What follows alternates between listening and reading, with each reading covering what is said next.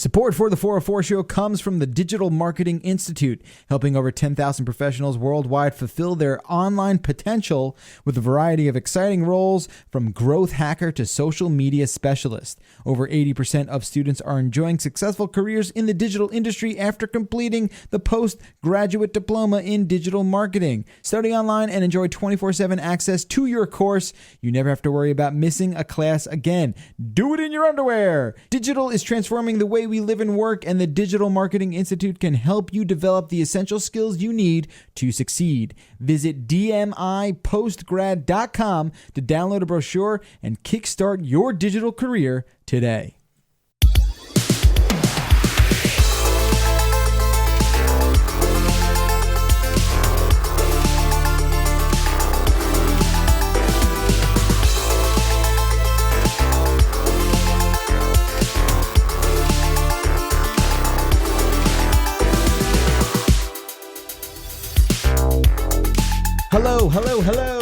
Hello. Welcome to the 404 Show on this Friday, October 9th. Man, what a freaking week it's been, Russ Frushta. It has been a crazy week. Woo! Very busy. Man. A lot of hustle. Was there bustle? There was some bustle. A fair number of bustles. Yes. I'm just beat. Yeah, I'm exhausted too. But this is going to be a high energy, high octane, no holds barred program. We're gonna fist fight. Yes. In a cage. Not going to be super interesting orally, but, just take our word from it. It's interesting. Use your imagination. Yes. Hey, there's so much going on. Comic-Con's in town. New York Comic-Con. New York Comic-Con is in town. The ever underwhelming Comic-Con. It's such a redheaded stepchild of the Comic-Con family. It's just like, well, I guess it's the second biggest, probably. Yeah, it's number 2. But it's still such a drop from like the event that is San Diego Comic-Con. Yes. I mean, there's like big brands and actors and stuff that show up, but it's just like not, like no one's Marvel is not premiering a big movie at New York Comic-Con. I mean, and it's so silly. It's in the worst part of the city. I mean, if you really want to get down to the basics of why this thing sucks. Yeah, it's terrible. It's a pain in the ass to get to. It's basically in Hoboken. Yeah. Where the Jacob Javits Center is on the west side of Manhattan, where Comic-Con goes down. They don't bring out the highlight reel people. All the Deadpools are like budget Deadpools. Yeah. You know? I've seen some pretty impressive cosplay there. No? So I start periscoping my thing there. Have you ever periscoped? It seemed once, like no. Once you hadn't. before. And you screwed it up the other time too. So I thought you could periscope horizontally. No. You can on iOS. Oh, really? Yeah, I distinctly recall that being a feature ad. It's almost like Android is an inferior platform. It's almost like you shut your mouth and leave my operating system alone. So I'm doing that, and that's fun. And then, did you see that big Iron Man thing, or did you? No. You've left. I left. Oh, how long was I supposed to watch it for? You were just wandering around. Well, at one point I had 40 people watching, which was like, is that good? And then it dropped to 39. Excuse me. Yeah. Well, because the bandwidth in there is terrible. Yeah, I was surprised you got a good connection. Yeah, it was working okay for a little bit. Nevertheless, Russ texts me while I'm doing this. He's like, yeah, dude, you left. You left the phone sideways. It doesn't work. I'm like, oh, shit. Yeah, it was humbling. My bad. It was cool, though. I felt like I had a lot of power because I could hear him get the text message and I could see him write the ship. So it was like I was communicating from beyond the void. Ooh, you were just like pulling the strings, puppet master. I am the puppet master. Anyway, long story short, Comic-Con 2015, New York City. I was there for maybe an hour and a half. I just could not get anything really done there. Everyone's booth is a tenth of the size of what it is in San Diego. Yeah. Like you just said, they don't really have a lot of big time celebrities there. I know there's a few panels, and I'm sure people are gonna throw junk in our face and be like, no, it's a big deal. It's important. Yeah, and I guess every year it gets a little bigger, but it's for the people who don't live out west. Right. Totally. And it's a different crowd. Like they're way nastier here. Oh, settle down. What does that mean? We are. New York people are nastier than San Diego people. What does that mean, nasty? Like mean? Yeah, like don't care about bumping into you. Whereas in San Diego, it's like, hey, it's fine. You can just be yourself, be friendly with people, and not have to worry about pissing anyone else off. No. I mean, I think they're just more inhibited. Yeah. So New York people will be more honest with you. No, it's more like spit in your face and don't ask for anything. I mean, there's a weird camaraderie with the New York Comic Con people just because they get so few of these type events. Yeah. That it does seem like it. I don't know. I don't find them to be an overly aggressive bunch. You're just lying to yourself. I've been to it. San Diego people are. I've been to 5 San Diegos and I've been to 5 New Yorks, so I'm allowed to say this. Yeah. It's probably just the California versus New York. Yeah, well, that's exactly what it is. Yeah. I mean, don't get me wrong. They'd certainly say sup brah more often at the San Diego one. Do not get me wrong. Yeah. We're still better. Okay. Like, we're better than them. Yeah. But at the same time, their cosplay's better. Was there anything cool you saw on the floor? You were there for an hour and a half. Did you have any goal while you were there? My goal was like, let me see something I can get excited about. Okay. That's all it really is. Sure. Totally. And I didn't. Not a thing. I went by the image booth. Yeah. I wanted to be like, hey, when is Saga coming back? Right. And like, it was such a shit show. It was PR person at the desk didn't tell you when Saga's coming back. I guess that's like a dumbass thing. I don't know, but I go there as more of a fan. Sure. Right? Totally. So I'm trying to geek out. Yeah. And Comic-Con New York would not let me geek out. It's tough. But again, for people that don't get this very often and want to see some nerdy shit, go to town. I guess. Sure. It's weird. Comic-Con's weird. Go to it one time if you've never been. Let's parlay that into Back to the Future. Okay. I know clearly we talk about Back to the Future a whole bunch on this show. Yeah. It's been at least 2 weeks since we mentioned it. Right, which is fine. We have to meet our October quota, especially because October 21st, 2015 is the day. Yeah. The real day. That Biff got covered in poop. He gets covered in poop every day in the universe of Back to the Future. And it's manure. You gotta say it like that. Manure. Yeah. It is the October 21st. That is the day. Anytime you see one of those memes where someone photoshopped the wrong date, no. The only real date is October 21st, 2015. That is rapidly approaching. Yeah. And it occurred to me very quickly when we entered October that we were not going to be able to enjoy this day as fans because it will be sold to you, it will be shoved down your throat, and it will prevent you from actually enjoying it for what it's worth. It's the same situation, maybe not one-to-one, but it's similar to the situation where all the brands were like paying homage to 9/11 and trying to associate their brand with like paying homage to 9/11. This is legitimately, it's like, we're going to associate our brand with another major event, which was the day that Marty McFly time traveled. While I don't know if I completely agree with your, you know what I'm talking about, though, where like Dunkin' Donuts like tweeted like, respect your heroes, whatever, brought to you by Dunkin' Donuts, eat our egg sandwiches. 9/11 is just such a different monster, like what that's turned into. But okay, I'm gonna give you this pass. I just don't want things bastardized by brands, and it's too late. That's the problem. Case in point, Back to the Future month. So as I understand it, so far that I saw the $20 Pepsi Perfect thing. Okay, so that's my like case in point thing. Sure. Pepsi, making that weird looking bottle. Sure. That Marty buys in the Cafe 80s in Back to the Future too. Yeah. He wants a tab. They don't know what that is. There's like, what's tab? Right. You haven't ordered anything yet. Funny. That's actually that joke doesn't even work now. Is that in the past or is that in the future? That might be in the past. Right. That's one. My bad. That's one. You screwed up. Whoopsie. He goes into Cafe 80s and goes, Pepsi Perfect, please. If he had ordered a Tab 2000, they would have been like, oh yeah. They would have been like, of course, the soda from the future. So he orders and this thing pops out of the counter. Yes. And it's super cool. It's a super cold Pepsi in a weird glass bottle. Yeah. With an oblong sort of shape. And it's got like a straw built into it. Whatever it is. Yeah. Pepsi is selling that exact replica. Yes. For, get this, $20. And like 15 cents.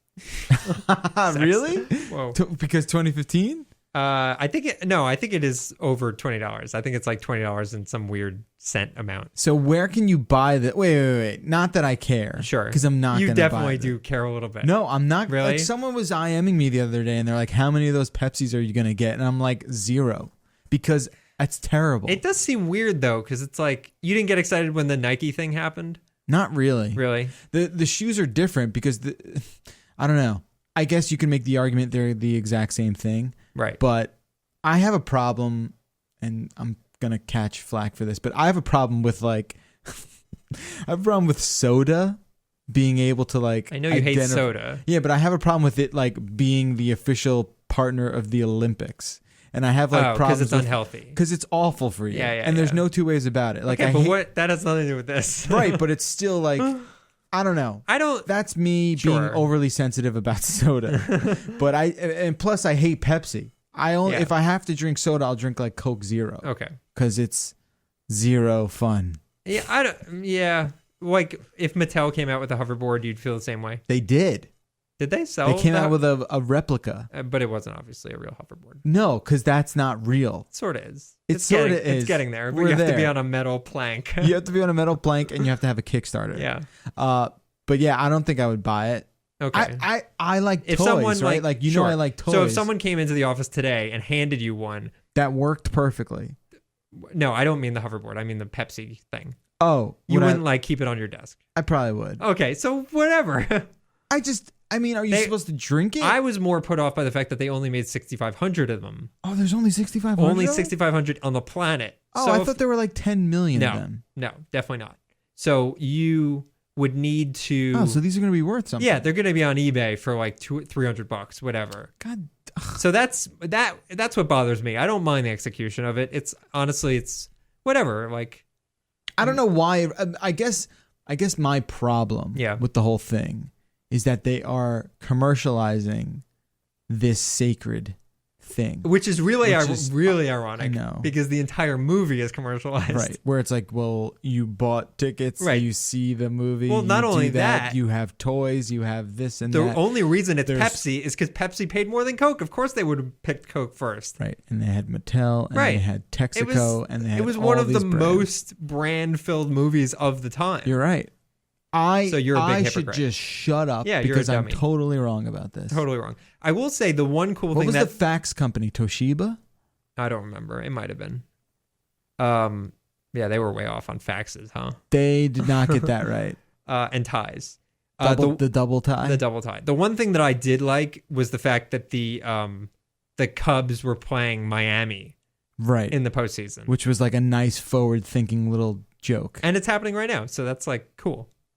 Miami. Well, they're the Marlins. They're not the Florida Marlins. They're now the Miami Marlins. So that's cool. The Cubs are actually playing the Marlins right now. That is very cool. Now, in the movie, if you want to be technical, the Miami team is a Gator. Is a Gator with a bat. With a bat.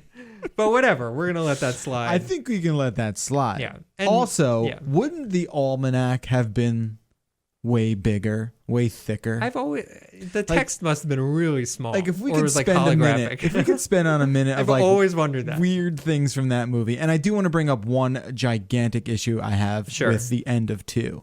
But yes, wouldn't you imagine 50 years of sports scores and statistics would not fit in what is essentially a flyer? Maybe it's only like World Series and like no, because every game. Because the game that old Biff exemplifies to young Biff is some random college football game. He just turns it on. Yeah.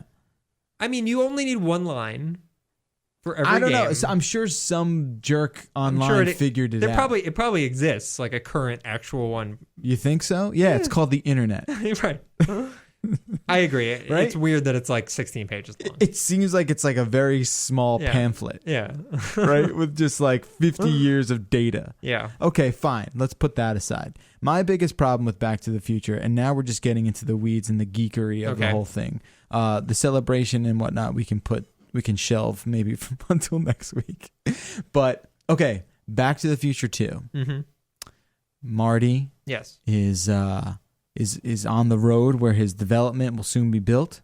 Doc is flying in the DeLorean, and he gets caught on the flags. Yes. Right? The flags get caught. Yes, in the tire. In the tire. and he's just sitting there, and the storm's intensifying, and he goes, Doc, be careful. Yeah. You don't want to get struck by lightning. And boom. And then he's gone. Okay? And makes those like 9s in the sky. Yes. Everyone's wondering, like, what was that? Anyway, why does he time travel? Right. Well, don't you have to... Now, the whole idea of the movie... is that you need to go 88 miles per hour. So you just getting hit by lightning is not enough. Right. The whole... Like, if that was the thing, they wouldn't have had to arrange that intricate, lightning delivery system the way they did in the end of the first one. Right. Because he needed to be moving 88 miles an hour. When he got struck by lightning. Right. So my point is, how do you explain that? Maybe argue that the fusion man that's now in the back of his DeLorean. No, you wouldn't want to argue that. I'm open to theories. Because it is more technologically advanced, so maybe that's all he needs. I'm open to theories, is what I'm saying. Okay? Sure. So, figure that out for me. Okay.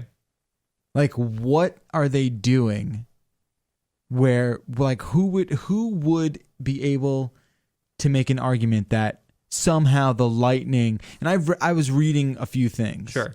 Someone was saying, like, oh, no, when the lightning hit, it forced the car to spin real quick. To spin? Yeah. What does that mean? It's crazy. Like, spin on its axis? Yeah. It's crazy. There's some crazy stuff. Is that in the footage? No. It just disappears.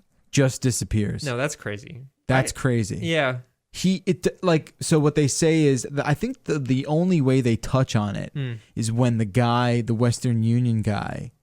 Yeah. Oh no, is that what it is? Yeah, whatever, the Telegram guy. Yeah. Was it Western? Yeah. He says like, hey, he reads the letter and he says, oh, it overloaded the time circuits. And sent me, right, but that, I mean, is that a thing where like, oh, if that flux capacitor gets overloaded, right, it instantly goes. It just operates. Because that is the thing about the first movie, is that when it gets hit by lightning, that is exactly when it teleports, right? Right. So it's like the activation they needed that key. Energy to transfer to travel through time. They needed that boost of energy. Now in the new DeLorean, they didn't need the lightning, right? To teleport? No, of course not. So maybe it was already they like needed at plutonium. They needed plutonium, but let's say it was already at 100, right? And the lightning pushed it over that need. Whereas in the first movie it was at 50% and the lightning got it to 100. All right, like stuff like that. I'm cool with here. I'm cool with like playing out my ass. Right, but I'm cool with playing around with it. Sure. Did you see, by the way? Since we're done talking about your stupid conspiracy theory, it's not a conspiracy. It's just like explain that. Did you see the footage that someone filmed from their front lawn? Oh my god! During Back to the Future 3. So, if you're listening to this and you're as geeky as we are with Back to the Future, go search. It was someone living, like across the street from where they were shooting, right? Yeah, like right across the street on that block.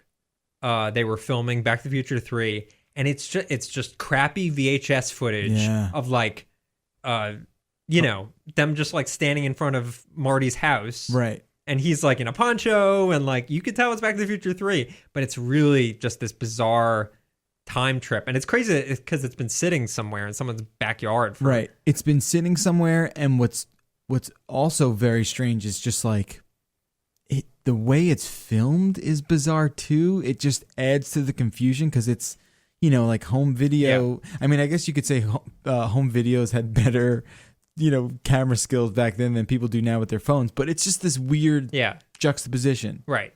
Yeah, it feels like a bizarre relic. Yeah, so search for that and give that a look. It's pretty awesome. We're going to take a break. When we come back, we'll get into, like Microsoft did a big thing this week. Don't worry. We haven't forgotten about that junk. More 404 right after this.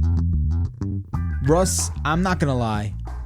I ain't gonna lie. I'm using Squarespace right now. Whoa. I am. Good for you. And it's because I don't really have a website I'm proud of anymore. I know. I used Squarespace in the past, but now I'm redoing it, and I'm having this like newfound renaissance with the service. Yeah. They also happen to be sponsoring the program. Very convenient. But that is pure coincidence. Yes. The best thing about Squarespace is that sites made through the service look professional. Because if you cannot see across the table, I am not professional. No. Nor am I professional looking. No. I don't have the code. skills that some do. Yeah, because you call it code skills. You got mad code skills, yo. But that's the beauty about Squarespace. Squarespace has a state-of-the-art technology that powers your site, ensuring security and stability. It's trusted by millions of people and some of the most respected brands in the world. Starting at just $8 a month, you can get a free domain. Also, if you sign up for a year, start your free trial today. No credit card is required. And that's the thing, like, you can start as many sites as you want, and then when the 14 days is up, they're like, hey, what do you say? When that happens, make sure you use offer code CNET and you're going to get 10% off the first purchase. Guess what? What? I used code CNET. Did you? Oh my God. I used my own damn code. That's amazing. Right? And it worked. It worked. Yeah, it most certainly did work. Fantastic. All right? Don't forget, building a website is tough. You need help doing it because odds are you're not the greatest HTML person in the world. All right? True. You can't beat the ease and simplicity of Squarespace. 24-hour online support. A beautiful website is yours for only $8 a month. Head over to squarespace.com. When it's time to sign up and pay, you enter the code CNET, get 10% off. Big thanks to Squarespace for sponsoring the 404. Squarespace. Build it beautiful.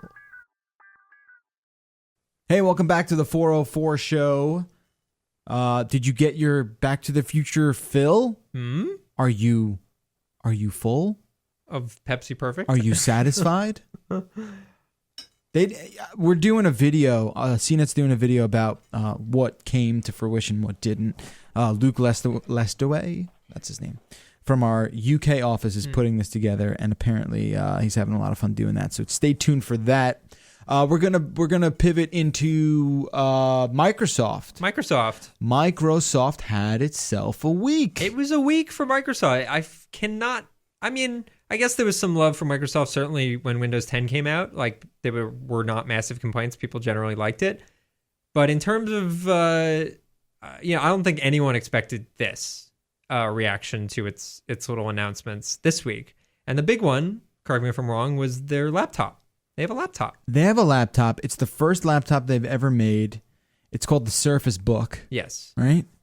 This thing's baller. It looks cool. I mean, I haven't used it personally, but design-wise, I actually really like the design. I think we have it here. I was out yesterday, so I got to go check it out. Yeah. But, I mean, it's a impressive piece of machinery. And look, we could get into the specs and all that junk. But I think the big thing to take note is that Microsoft is fighting fire with fire a little bit here. Yep. And that's kind of cool. Yeah, it's good to have competition, especially with like the two big players in the space. It to me seems very clearly just to like be their answer for the MacBook Air, which is like a really very popular model, especially for work and stuff like that. And a lot of people did not get Surfaces because they're like, well, I need like an actual work computer. And Surface is sort of halfway there. And this seems like the answer to that, which is like, okay, this is my work computer. It's not an enormous Toshiba, whatever, ThinkPad fiasco. It's like a cool looking, Windows laptop. They kind of trumped the MacBook in a lot of ways here too. And that's the big thing they're going for. Yeah. Well, how do you think they trumped it? If you're looking at the numbers, I mean, spec-wise, in a few categories, they edge out the MacBook. And they also edge it out in price. It is $200 more starting. Right. Starting price. So it's more expensive. But how many times have you said, well, what the hell? Why aren't they just making a MacBook Air with a touchscreen? Like that, to me, is probably the most sought after innovation from Apple that people are I think there's definitely demand for it. So there's that. They also, and don't forget, like iPad Pro, it's kind of a Surface. Yep, big time. Let's call a spade a spade. Yeah. All right. So when you look at the specs, the pixel resolution is higher on the Surface Book.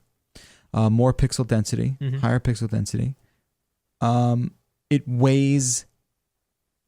This is crazy. So this is the MacBook Pro we're comparing this to. Okay. It weighs half. I don't know that you can compare it to the MacBook Pro. Why? Is that the direct comparison? Is the MacBook Pro? I mean, they both run Core i7 chips. You could put a Core i7 on an Air though. I'm just saying, like, it's got a better I think graphics card. Like it's there. Yeah. Like I think you absolutely can make that argument. Yeah. Okay. Fair enough. Right? I mean, sure. So yeah, I don't know. It's a crazy world. Yeah. Right here. I definitely think there's a big audience of people that like. I know that I was shocked at how many people are like very diehard Surface people. Like they're out there. And this is like their favorite week ever. Right. And this is like a very good product for those people. I don't think this product is necessarily going to bring anyone over that like has a MacBook Air or MacBook Pro. I don't.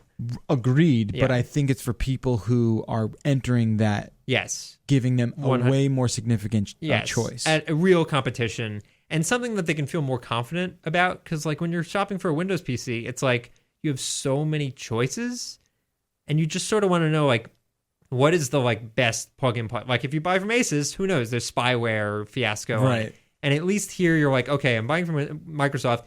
If they do shady stuff, everyone's gonna know about it very quickly, and they might, but at least then everyone's sort of in the same boat. It's like unified hardware for a Windows laptop.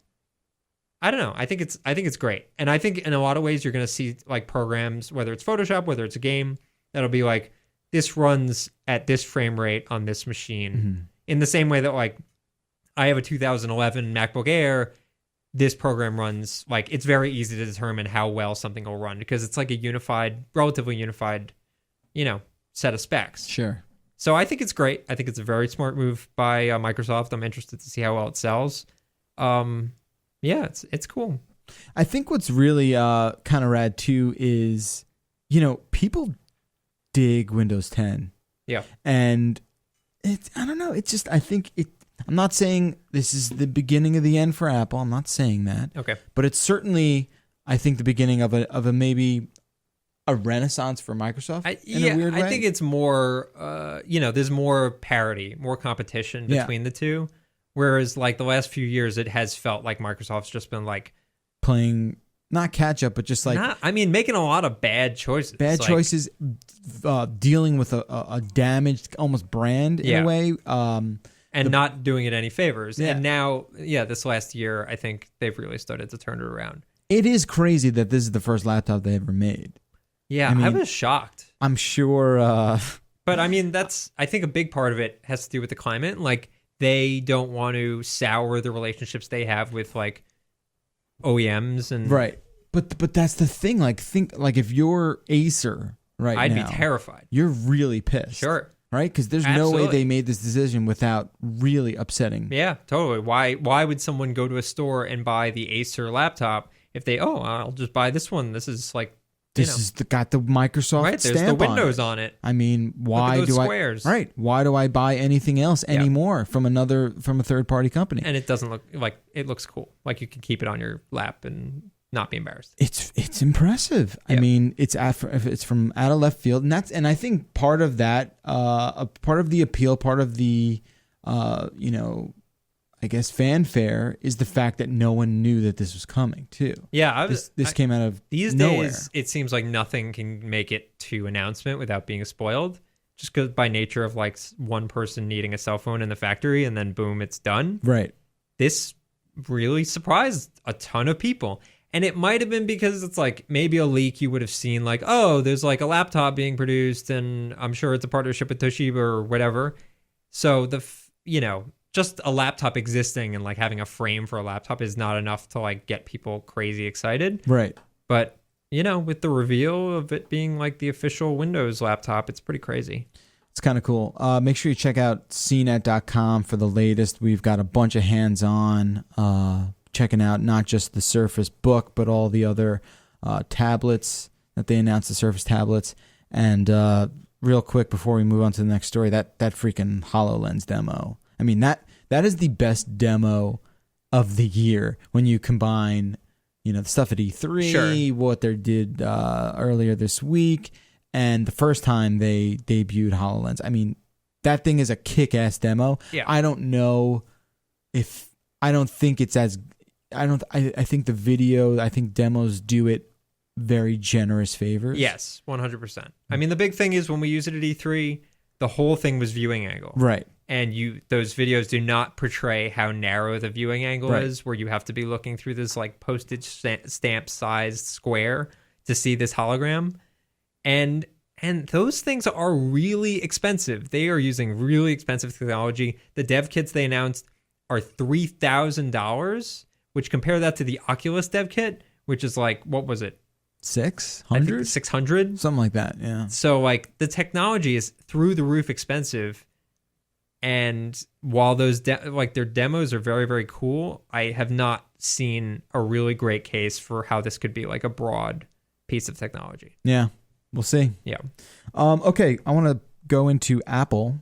Now, excuse me, we're not going to praise Microsoft, pat Microsoft on the back, and then just go and beat up Apple, are we? We're not just going to do... Well, I guess in this show, we're probably going to do that. So here's the deal. The 3-month trial period that everyone was gifted when Apple Music debuted, well, that's up. Yep. And now it's time to take a step back and say, hey, is this worth paying for? Am I going to keep this service? Yeah. Ewan Spence from Forbes, who's a contributor for the tech section of the site, has written a story that says Apple Music has failed. Yeah. Forbes can be a little. There. Let's just leave it at that. Forbes can be a little. Yeah.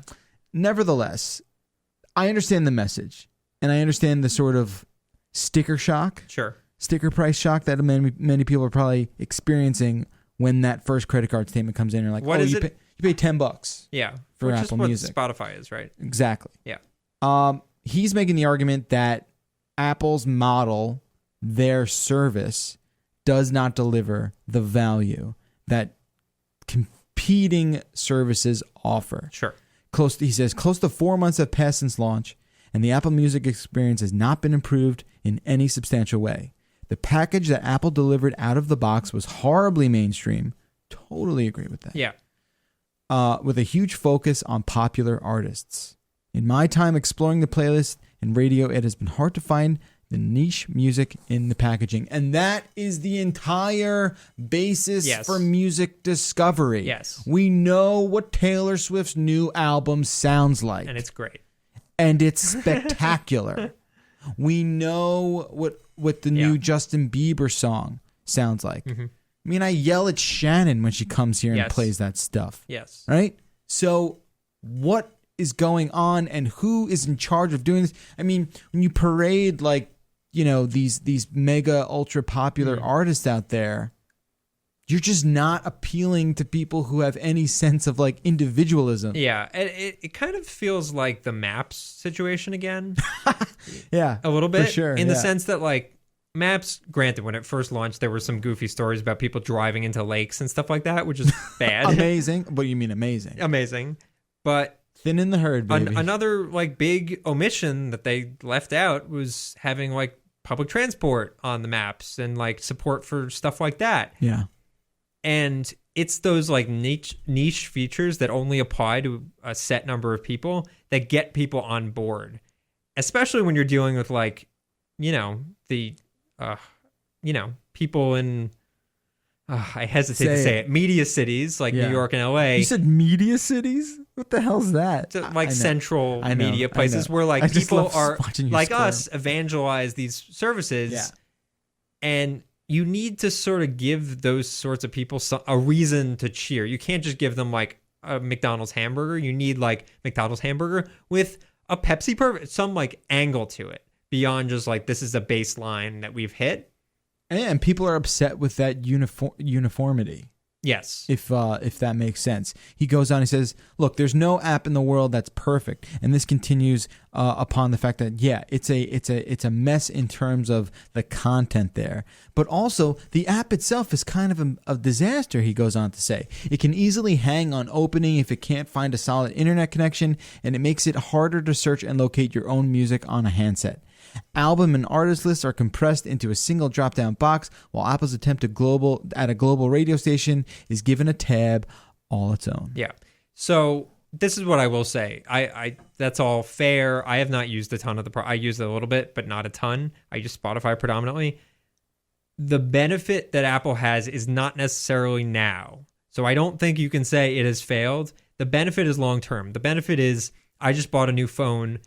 This Apple Music thing is pre-installed. I guess I'll sign up for that. It is the Internet Explorer. It's the Internet Explorer of music, 100%. That's not cool. That's not cool.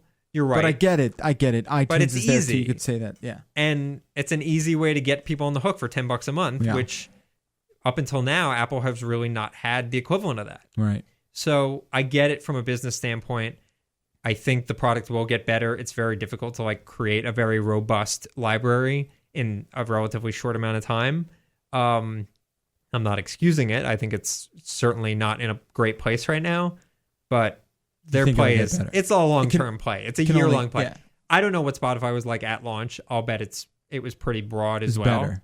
It was better at launch? Okay. Well, that's good. That's just from my short experience with Apple Music, but I distinctly remember Spotify just kind of being like, oh, this makes perfect sense. Sure, having a lot of Not that it was perfect, but just it was intuitive. Yeah. And I showed my dad Apple Music, and his brain farted. He's like, what? I'm like, yeah, it's all the music you want for, it just didn't convey properly. Right. Anyway, we'll have more on Apple Music as it continues to evolve.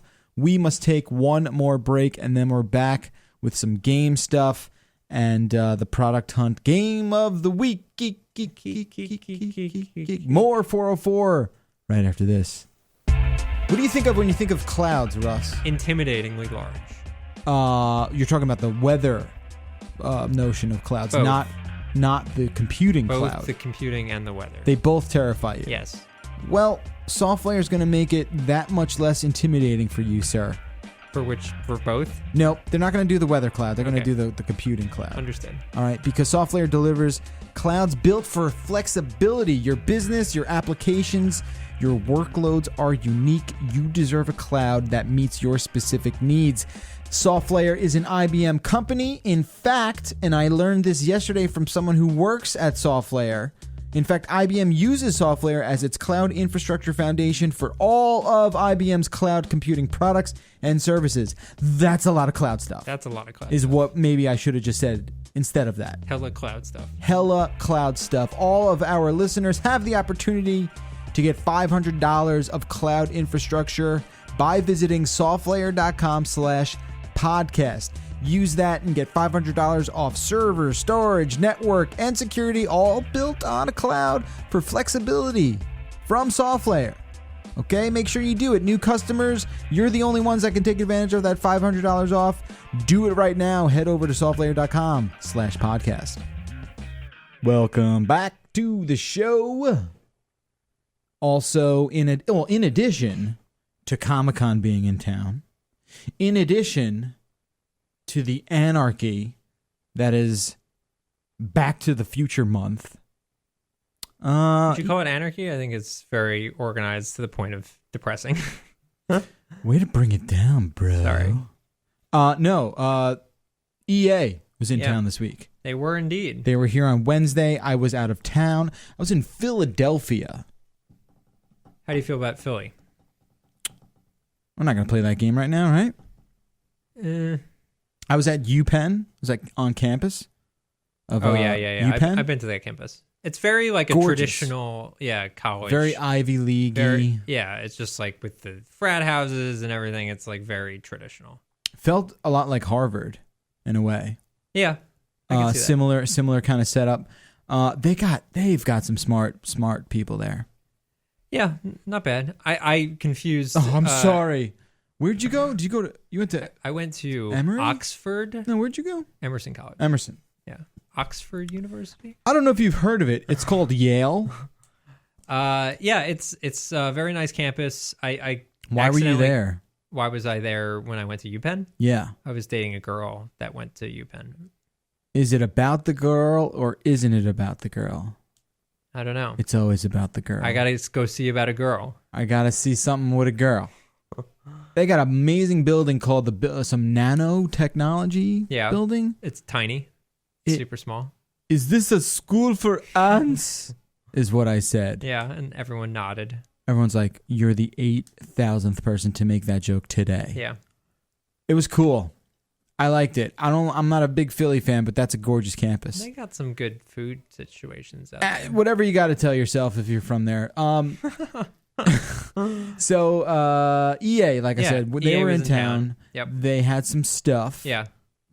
You were there. I was there. You played a game called Unravel. Ooh, I'm excited about this one. It's a cool game. The idea is you're a little yarn person. You're made of yarn. And you escape from an old lady's house. I don't know if you escape. Is it like your grandma or? She's just like an old lady. I mean, you're a yarn person, so it's not like a yarn grandma. Your yarn ma. Yarn ma. It's not that. Okay. You just sort of leave the house and then you go exploring. And it's like a 2D platformer or 2.5D platformer.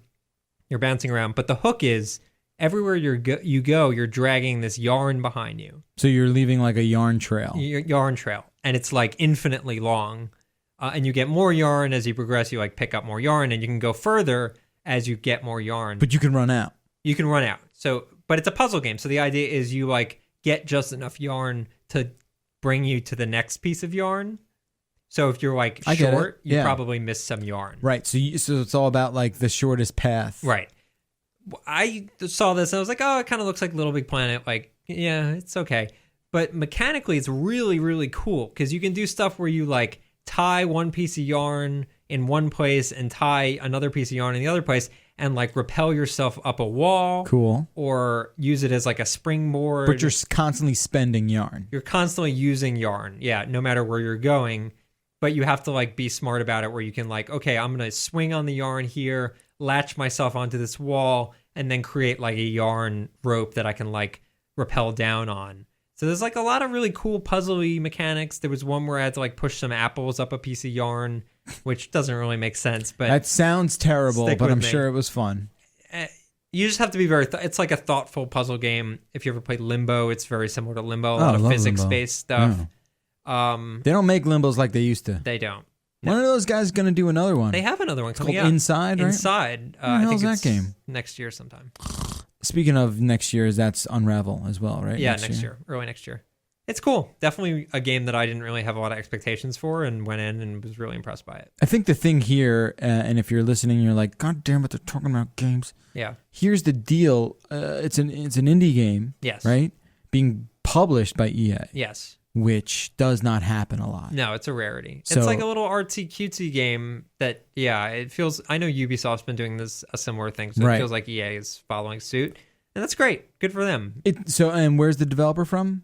International, right? I think it's Iceland or Nordic lands. Some Nordic developer. Yeah. That's very cool. Man, to win that EA indie lottery, you gotta, that's lightning in a bottle. We'll see how it sells. That'll be the determining factor.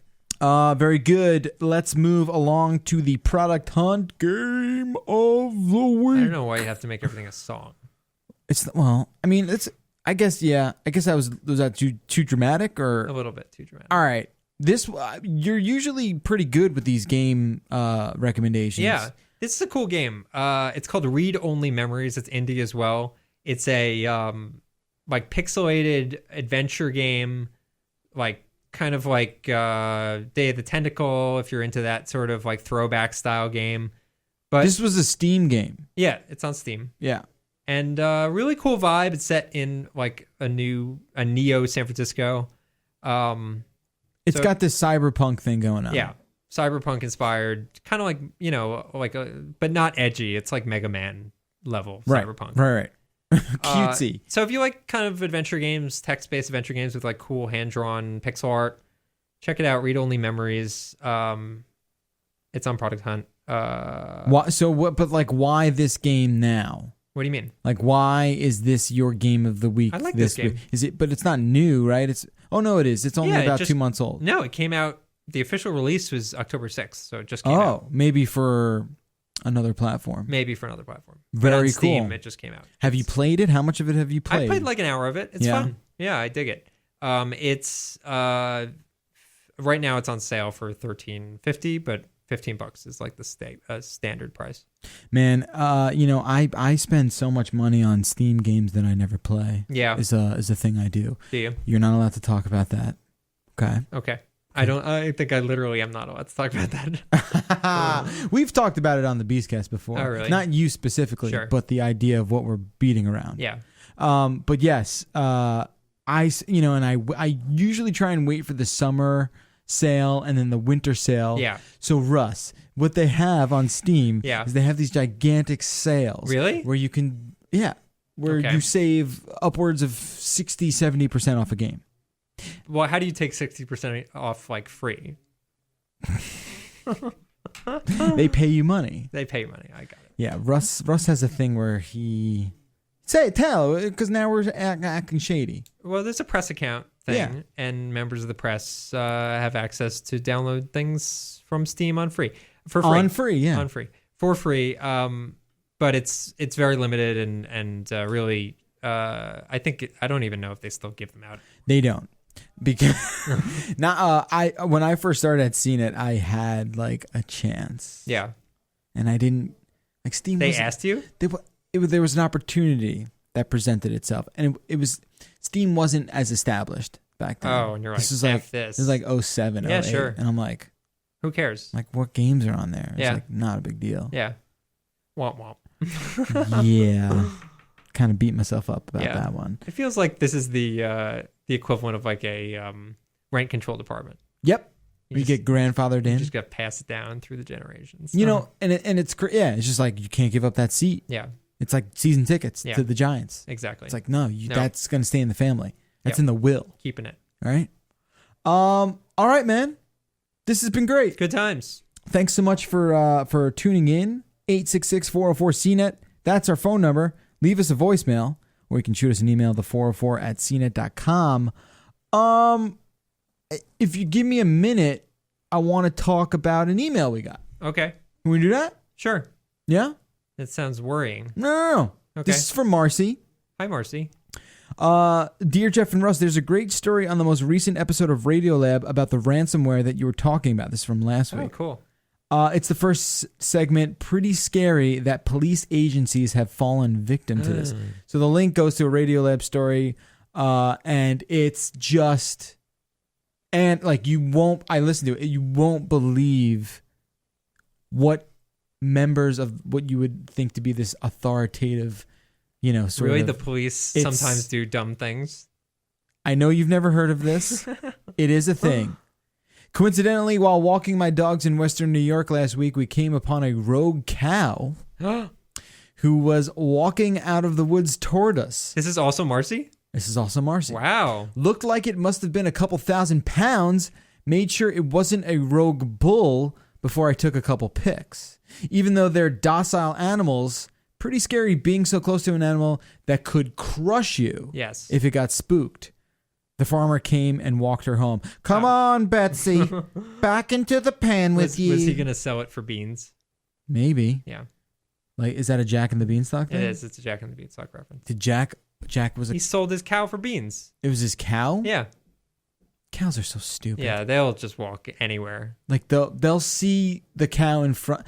Oh, this is going to sound bad. They'll see the cow in front of it get slaughtered. Yeah. I'm like, I'm just going to stay the course. Yeah. Do they? I don't know that they slaughtered. No, I don't think so. You think the cow in front of it gets its head cut off and the cow is standing behind is like, there goes Bill. Well, when it's your time, it's your time. I think if you killed a cow around a bunch of other cows, the other cows would freak the hell out. I don't know about that. You think that would happen with a bunch of chickens? Yes.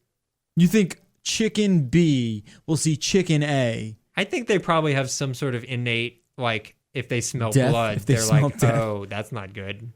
Run away. For the record, 4-4 Show is absolutely 100% for the humane treatment of animals. That's true. We are not for not eating them. We enjoy very much them. Enjoy I just eating ate some chicken. It was delicious. Yeah.